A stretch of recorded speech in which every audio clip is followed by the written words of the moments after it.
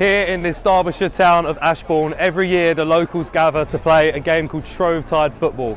It dates back almost 900 years. The goals are about 1.5 miles that way and 1.5 miles that way. When we showed up, we didn't really know what to expect. We'd heard there was hardly any rules other than no killing anybody, and the objective was to get the ball to the other team's goal, which were 3 miles apart from each other. Also, there's no limit on how many people can get involved and play. You might be wondering how everyone decides what team they're on. Well, that's actually something that's decided for you at birth. Those who are born on the north of the Henmore Brook are the uppards, and those who are born on the south of the river are the downards. As you can see, the goals are not typical football goals. They're millstones, placed in stone structures that the players must tap with the ball 3 times to score a goal. This is the goal that the downards are going to be aiming for here in Clifton. This one has been here since 1995. There's a few different locations that have been used throughout the years, but this is the one that they're using now. Just before kick-off, the uppards and the downards gather outside their pubs to talk tactics, get a few beers in, and someone gives a speech to motivate their team. This was outside the Old Vaults, the uppards pub. Ready to give all you can give for each other? Yeah! Are you ready to make the most of every last minute? Yeah! And are you ready to see Sturgeon again? Now feeling like honorary uppards, we made our way to the car park where we sang Auld Lang Syne and God Save the Queen. God save our Queen. Then a nominated local throws the ball into the crowd to start the game. This is known as turning up.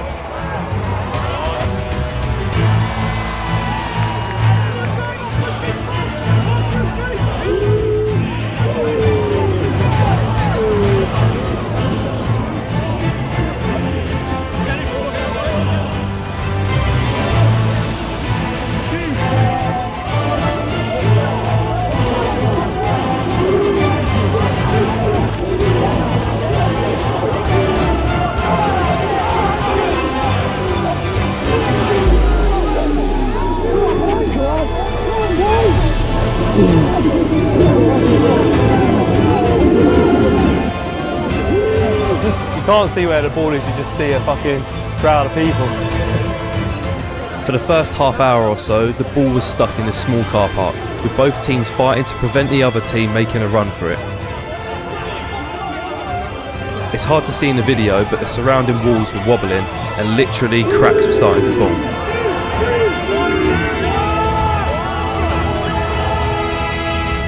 Suddenly, out of nowhere, someone broke away from the crowd with the ball and the game moved down by the river.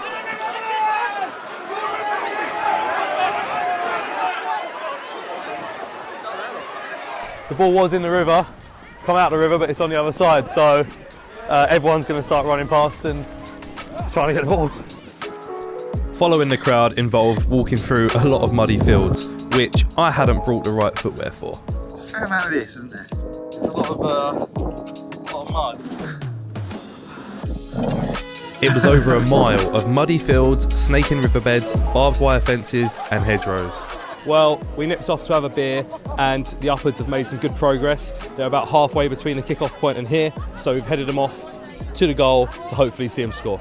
We'd only been waiting about 10 minutes before the ball made an appearance. A couple of the players have started showing up, and as you can see, they're already filling the river. It looks like the ball's on its way, so we might get to see a goal.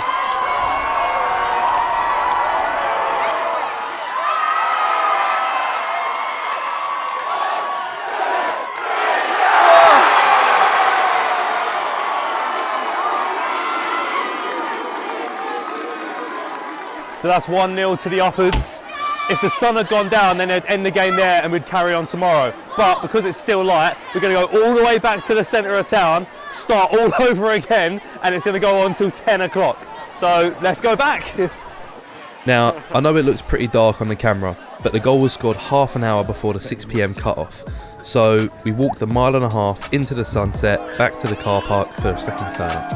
It didn't take long before it became way too dark to film, especially once you were off the streets and in the fields. It was actually so dark that the ball went missing.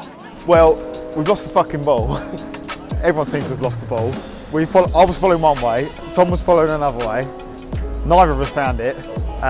We're walking this way where we think maybe it's going to be, towards the downwards goal. We're just going to try our luck, see what happens when we get there. Turns out the rumours of the ball being at the downwards goal were wrong.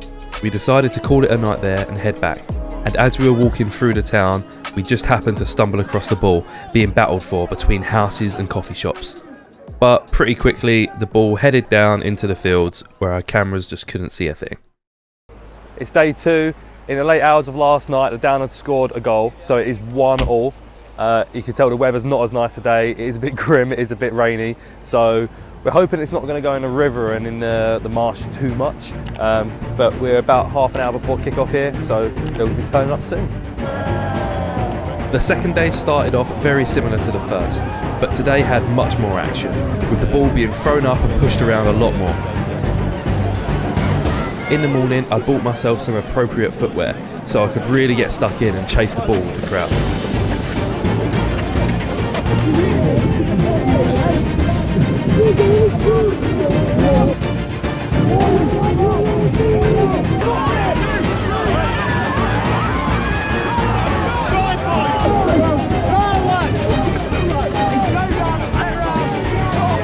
It's been about an hour since the turn up and it's still here in the car park. It's moved around a little bit. You can actually see the steam coming off of everybody's heads from who are in that crowd there. Ball's gone back into the field.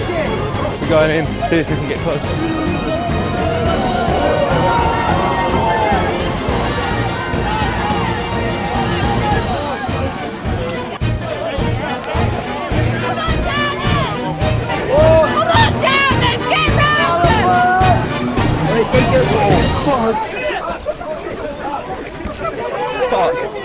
I kicked it.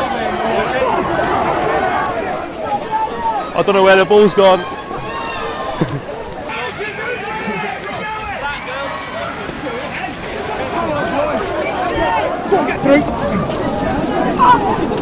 I was gutted when I looked back at the footage and the moment the ball touched my foot was just out of frame.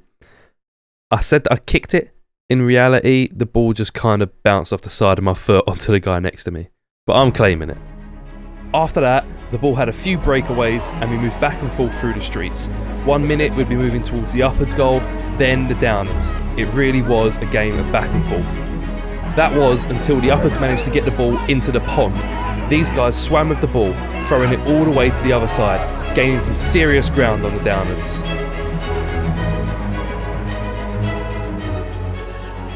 So as you just saw, the Upwards managed to swim across the pond and then to the other side of the river, and it seems that they just made a fucking beeline straight to the Upwards goal. Yeah, they must have gone so fast, so quick, isn't it? Yeah, because so quick. No one's managed to catch up with them, so everyone's kind of walking back to the start point again so we can go again. So now it's the first goal for the Upwards today. 2-1. Makes it 2-1, yeah. The Upwards paraded the goal scorer back to the centre of town and had a quick pint before the final turn-up. Again, it didn't take long for it to get way too dark to film, but the Upwards went on to score another late goal, making the final score 3-1. And that is Shrovetide football.